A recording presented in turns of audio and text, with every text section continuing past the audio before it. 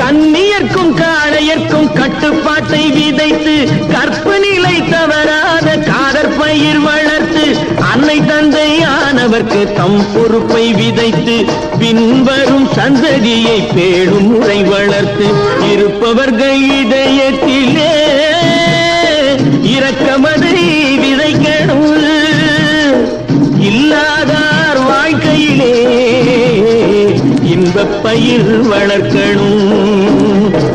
நல்ல நல்ல நிலம் பார்த்து நாமும் விதை விதைக்கணும். நாட்டு மக்கள் மனங்களிலே நாணயத்தை வளர்க்கணும்.